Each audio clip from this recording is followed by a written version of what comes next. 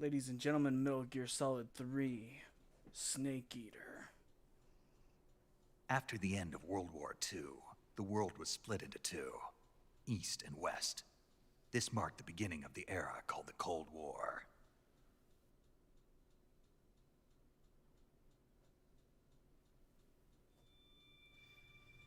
Konami presents...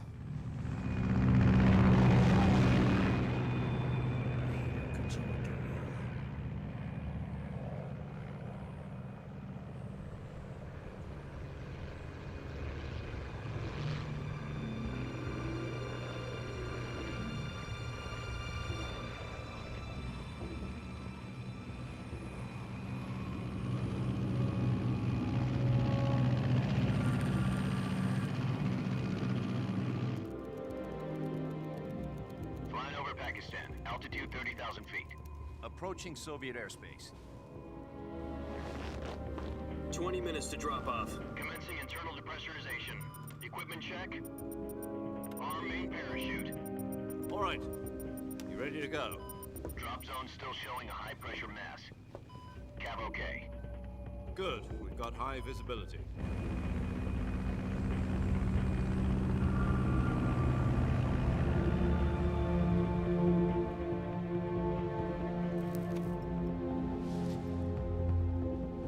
Put out that cigar.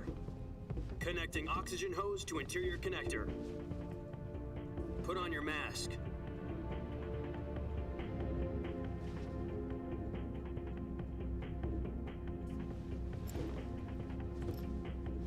Does this panty waste know what he's doing? Approaching release point. 10 minutes to drop off. Hey, are you deaf? He said put out the cigar and put on your mask.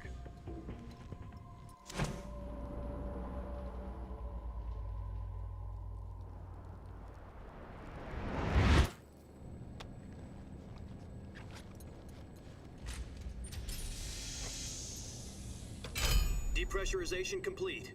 Checking oxygen supply. 6 minutes to drop off. Opening rear hatch. Ask when you get a chance.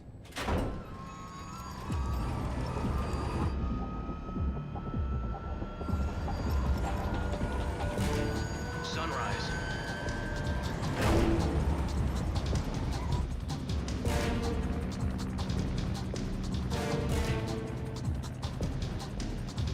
External temperature minus 46 degrees Celsius. 2 minutes to drop off. Stand up. You'll be falling at 130 miles per hour. Try not to get frostbite from the wind chill. 1 minute to drop off. Move to the rear. Activate bailout model. This is one for the history books. The world's first halo jump. 10 seconds to drop off. Stand by. Status okay. All green. Prepare for drop-off. Countdown. 5, 4, 3, 2, 1. Spread your wings. And fly. God be with you.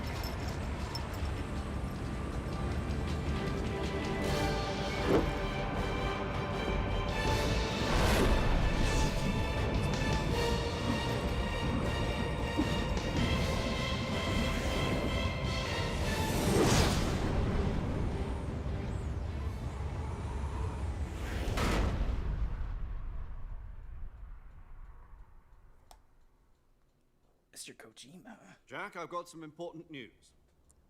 The head of the CIA has finally given us the green light for the virtuous mission. Virtual mission. No, the virtuous mission. The future of our Fox unit depends on it. If it succeeds, we'll be officially organized into a unit. Virtuous mission. Sounds like some kind of initiation ritual. You know, don't get cocky. This isn't a training op. Right. So what exactly is this wonderful mission? Well, about 2 years ago, a certain Soviet scientist requested asylum in the West through one of our moles. His name is Nikolai Stepanovich Sokolov. He's head of the OKB-754 Design Bureau, one of the Soviets' top-secret weapon research facilities, and the East's foremost expert on weapons development. Sokolov? Isn't he that famous rocket scientist? The very same. On April the 12th, 1961, the Soviets achieved the first manned spaceflight in history. The Earth was blue, but there was no God. Well spoken. The rocket that carried Yuri Gagarin into orbit was the A-1, known as the Vostok rocket. Sokolov is said to be the man most responsible for the multi-engine cluster used in that rocket. After Gagarin's flight, Sokolov left rocket development to become the head of the newly established Design Bureau. From a lowly technician to head of a design bureau, that's quite a success story, so why do you want to defect? It seems he'd become afraid of his own creations. Afraid? Call it a crisis of conscience. And for that, he left his country and his family behind and went over the fence? Not exactly. One of his conditions was that his family was also to be taken safely to the west. We used a mole to get the family out first, and succeeded in sneaking Sokolov over the Berlin Wall shortly afterwards. I was the one who conducted the operation. The security on the eastern side was still full of holes back then. Then what? We got Sokolov over in one piece, but the whole ordeal had left him exhausted, and we checked him into a hospital in West Berlin. It took him 2 weeks and more than 600 miles to get from the research facility in the Soviet Union to Berlin. He was in no condition to say anything coherent. And it was only a week later that we had something much bigger on our hands. The Cuban Missile Crisis. October the 16th, 1962, President Kennedy received word that the Soviets were in the process of deploying intermediate-range ballistic missiles in Cuba. The President demanded that the Soviets dismantle and remove the missiles. At the same time, he announced a naval blockade to prevent further missile shipments from reaching Cuba. But the Soviets didn't back down, instead placing their armed forces on secondary alert. Soviet transport ships carrying missiles continued on course towards Cuba. US and Soviet forces went on alert for an all-out nuclear war. Frantic negotiations were conducted through the UN's Emergency Security Council and unofficial channels to end the hair-trigger standoff. Finally, on October the 28th, the Soviet Union agreed to remove its missiles from Cuba, and so the world avoided a nuclear holocaust. But in order to get the Soviets to pull their missiles out, we had to make a deal. You mean the one where the US agreed to remove its IRBMs from Turkey? No. The Jupiter IRBMs deployed in Turkey were obsolete, and we were going to get rid of them anyway. They had no strategic value whatsoever to either the US or the Russians. The Turkey deal was a ruse, a cover story that was fed to the other intelligence agencies around the world. So what did the Russians really want? Sokolov. They wanted us to return Sokolov. You mean the Soviets pulled out of Cuba just to get their hands on Sokolov? That's right. What the hell was he working on? At the time, we had no idea. We were running out of time. It was either give up Sokolov or risk full-scale nuclear war. In the end, we had no choice. President Kennedy gave in to Khrushchev's demand. The next day, I got Sokolov out of the hospital, handing him over to agents on the eastern side. Sokolov kept on screaming, "Save me," until he disappeared from my sight. Then a month ago, we received some new information from one of our moles. About Sokolov? Yes. He was taken back to the research facility and forced to continue working on the weapon in question under KGB supervision. What's more, it's on the verge of completion. So what kind of weapon is it? Something to do with space rockets? No, missiles. Same technology. I guess you're right. We don't know the details, but it appears to be a new kind of nuclear device. For half a year now, the Soviets have been conducting frequent nuclear tests at Semipalatinsk. Something to do with the weapon, I assume. We're talking about a secret weapon so big that Khrushchev was ready to pull out of Cuba to get it back. Is Sokolov still in the facility? No. According to our intelligence, he's in Selino-Yarsk, a place in the mountains about 3 miles to the west that's known as the Virgin Cliffs. The Virgin Cliffs. Nice name for a virtuous mission. They moved him there just recently. Why? Apparently, they're conducting a field test of the weapon, but it's our best chance to get him back. This mission would never have been possible if he was still in the research facility. This is our last chance. Sokolov must have known that too when he contacted us.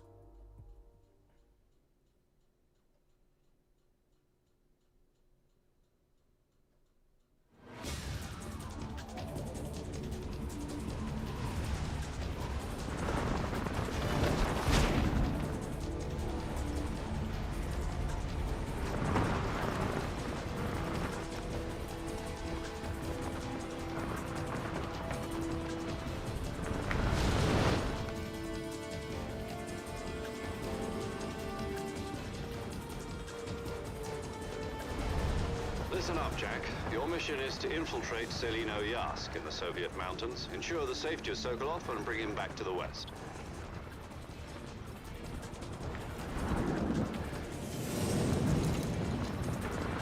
If we don't get Sokolov back before that weapon is complete, we'll be facing a major crisis. The clock is ticking.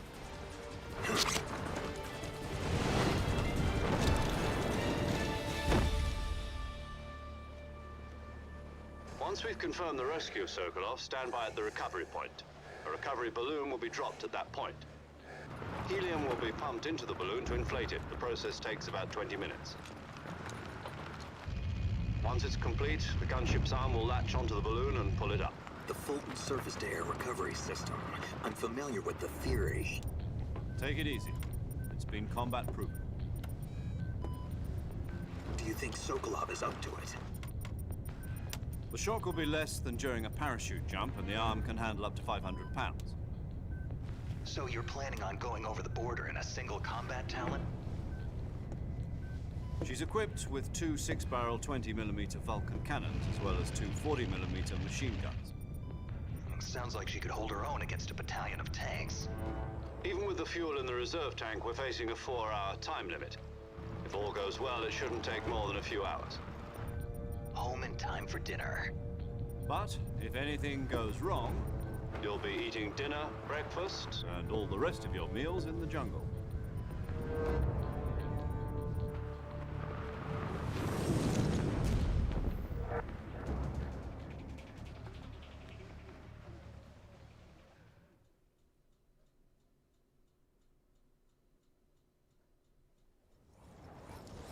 If anything goes wrong, you'll be eating.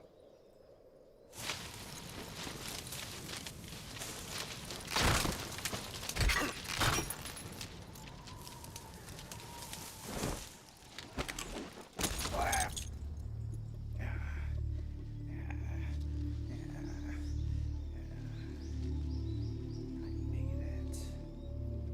My sneak's horrible. I'm sorry. I'll shut up.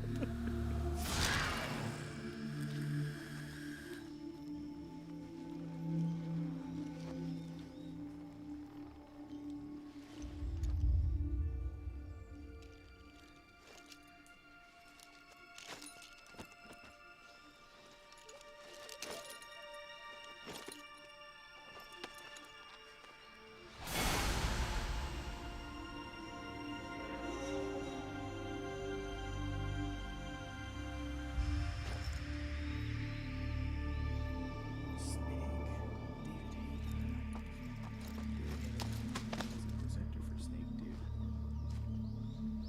One of the best.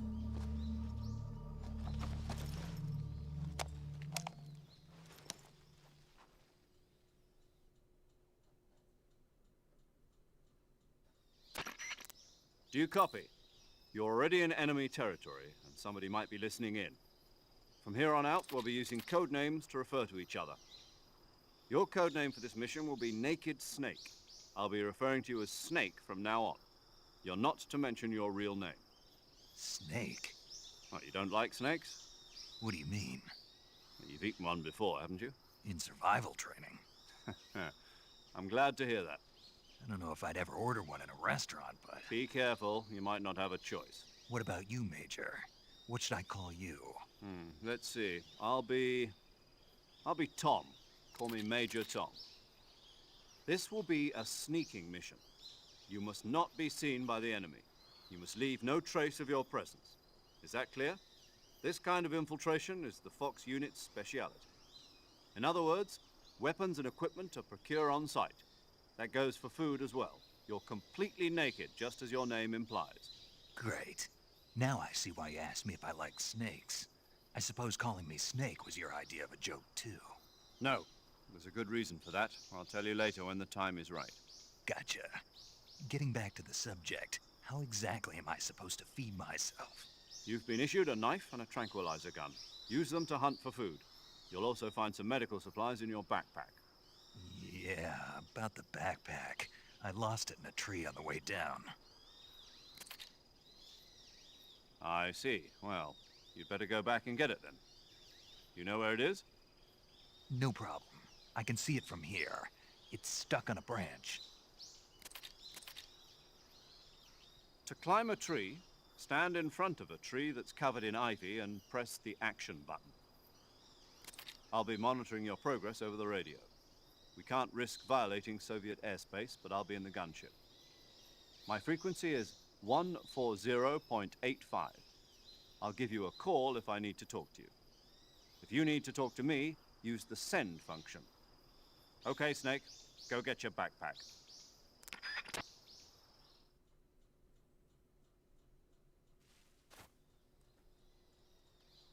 Commencing mission.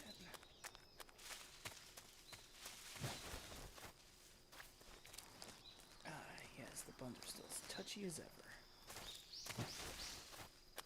And then he says action button. Action button, action. Nah, climb this stupid tree. Gotta get this stupid mission. Nah.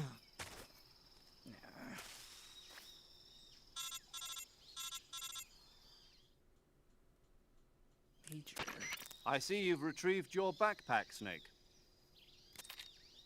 To equip a weapon, it's necessary to take it out of your backpack. In the survival viewer, choose Weapon from the backpack. Your available weapons will be displayed in a window in the upper left. From that list, choose the weapon you want to equip and press the Enter button. For other equipped items, just do the same thing from Item. Got it. Use the survival viewer backpack. Yep, that's right. Survival is fundamental to this mission. After you've been out in the field for a while, your stamina will start to drop. If your stamina gets too low, it'll affect your performance. You won't be able to shoot accurately, for example, and your wounds won't heal as smoothly. Keep an eye on your stamina so you don't run out. To recover lost stamina, you can hunt for local flora and fauna. You can use either your tranquilizer gun or your knife to hunt. My only weapon is a Mark 22 Hush Puppy tranquilizer gun? That's right. It's been fitted with its own suppressor. However, the suppressor will deteriorate every time you fire. Once its durability reaches 0, the noise suppression effect will be gone. So don't get too trigger-happy with it. The suppressor's durability is shown in the icon. Any weapons and equipment beyond what you're carrying now, you'll have to find as you go. I have to find my own weapons and equipment? Whose crazy idea was this anyway? Solo covert actions are standard Fox operating procedure. You can't leave any traces of your presence. No weapons, equipment, footprints, sweat, or bodily waste. The same goes for bullets and cartridges, too. Your presence in enemy territory is already a violation of international conventions of warfare. There aren't supposed to be any American soldiers in Russia. It could spark an international incident. You can't let anyone see you. You can't let the enemy know you're there. This is a stealth mission. You're a ghost, Snake, in every sense of the word. And there'll be no rescue if you're captured. The military and US government will deny any involvement in the affair. Then I'll just have to take care of myself, huh? I'm afraid so. You've been given a fake death pill for that purpose. SIS guidelines stipulate that soldiers on covert ops like this one be issued a potassium cyanide capsule. Tape it to your body so you can take it when you need to. How generous of you. Use it if you're taken prisoner by the enemy. It'll send you into a state of false death for a short time. Fooling them into thinking that I'm really dead. So how do I come back to life? Just take the revival pill. You mean that thing they put in my tooth before the mission? That's the one. But be careful. If you remain in a state of false death for too long, nothing will be able to bring you back. Remember that. I'll keep it in mind. You said this was a solo mission, right? Right. I guess that means I can't count on any reinforcements. Correct. The mission rests entirely in your hands. A real one-man army. Relax. There's a support team ready to back you up over the radio. Who? I'll introduce them to you. This time, survival is of utmost importance. The first member of the support team will be in charge of monitoring your physical condition, acting as a medic, so to speak, as well as recording your mission data. She's a member of Fox as well, and she's here on the gunship with me. She? Hello, Snake. I'm paramedic. Nice to meet you. Paramedic. As in a medic who comes in by parachute. Aren't you going to tell me your real name? Are you going to tell me yours, Mr. Snake? My name, huh? It's John Doe. And they call you Jack for short. You're a regular Captain Nemo. A name means nothing on the battlefield. After a week, no one has a name. What's your name? Jane Doe. Very funny. I wasn't joking, but I'll tell you my name only if you manage to make it back alive. My frequency is 145.73. She's also in charge of recording your mission data. Whenever you want to save, send a message over the reserved save frequency, 140.96. So saving lets me record my mission data. That's right. It also records the state of your health. Good to know. There's one more person I want to introduce you to, Snake. Huh? Speaking of snakes, you remember the boss, don't you? A legendary soldier and your mentor. Actually, it was the boss that got the DCI's authorization in the first place. She's going to be serving as Fox's mission advisor. Boss is? She also helped me plan this mission. She and I were at SAS together. Jack, is that you? How many years has it been? Boss? That's right. It's me. Talk to me. Let me hear your voice. It's been 5 years, 72 days, and 18 hours. You've lost weight. You can tell just by the sound of my voice. Of course I can. I know all about you. Really? Well, I don't know anything about you. What's that supposed to mean? Why'd you disappear on me all of a sudden? I was on a top-secret mission. You didn't need me anymore. But there were still so many things I wanted you to teach me. No, I taught you everything you needed to know about fighting techniques. I taught you all I could. The rest you needed to learn on your own. Techniques, sure. But what about how to think like a soldier? How to think like a soldier? I can't teach you that. A soldier needs to be strong in spirit, body, and technique. And the only thing you can learn from someone else is technique. In fact, technique doesn't even matter. What's most important is spirit. Spirit and body are like two sides of a single coin. They're the same thing. I can't teach you how to think. You'll just have to figure it out for yourself. Listen to me, Jack. Just because soldiers are on the same side right now doesn't mean they always will be. Having personal feelings about your comrades is one of the worst sins you can commit. Politics determine who you face on the battlefield. And politics are a living thing. They change along with the times. Yesterday's good might be tomorrow's evil. Is that why you abandoned me? No, it had nothing to do with you. I already told you, Jack. I was on a top-secret mission. A soldier has to follow whatever orders he's given. It's not his place to question why. But you're looking for a reason to fight. You're a natural-born fighter, but you're not quite a soldier. A soldier is a political tool, nothing more. That's doubly true if he's a career soldier. Right and wrong have no place in his mission. He has no enemies and no friends. Only the mission. You follow the orders you're given. That's what being a soldier is. I do whatever I have to get the job done. I don't think about politics. That's not the same thing. Sooner or later, your conscience is going to bother you. In the end, you have to choose whether you're going to live as a soldier or just another man with a gun. There's a saying in the Orient, loyalty to the end. Do you know what it means? Being patriotic. It means devoting yourself to your country. I follow the president and the top brass. I'm ready to die for them if necessary. The president and the top brass won't be there forever. Once their terms are up, others will take their place. I follow the will of the leader, no matter who's in charge. People aren't the ones who dictate the missions. Then who does? The times. People's values change over time, and so do the leaders of a country. So there's no such thing as an enemy in absolute terms. The enemies we fight are only enemies in relative terms, constantly changing with the times. As long as we have loyalty to the end, there's no point in believing in anything, even in those we love. And that's the way a soldier's supposed to think? The only thing we can believe in with absolute certainty is the mission, Jack. All right, but do me a favor. What is it? Call me Snake. Snake. Oh, right. Your code name is Snake. It suits you well. That's right. The legendary unit that the boss put together during World War II was a snake. The Cobra unit, a group of heroes that brought the war to an end and saved the world. As long as you've got a legendary hero backing you up, you'll be fine. Isn't that right, Snake? Yeah, I can't think of anyone else I'd rather have with me. Oh, and one more thing, boss. Yes? It's good to hear your voice again. Same here. After all, who knows if either of us will make it out alive? Snake, you are always best at urban warfare and infiltrating buildings. But this is the jungle. Survival is going to be key. Those CQC techniques I taught you are sure to come in handy. CQC? Close quarters combat, huh? I've been in the Green Berets for the past few years. I'm probably pretty rusty. Not to worry. I'll be here to help you remember. After all, this is your first actual survival mission. I'll be supporting you over the radio. Where are you, boss? Next to the Major? The boss is communicating with us by radio from aboard a Permit-class submarine in the Arctic Ocean.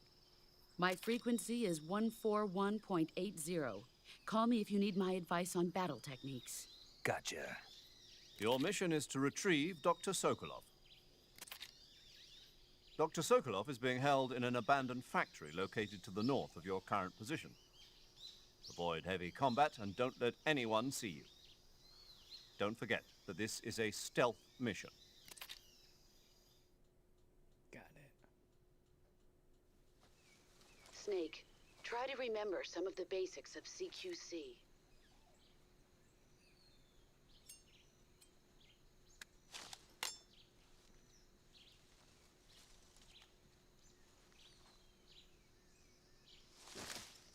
Commencing virtuous mission now. This is such a tease, but I'm gonna leave this here. Get used to Metal Gear having a lot of cutscenes because they are very dialogue heavy to drive the story, but the story is just amazing. I cannot state how great they are. The rest of this, however, will get uploaded via normal conventions and not streamed. I will catch you in the next one, anyone who actually managed to cut this later, and catch you in the next one.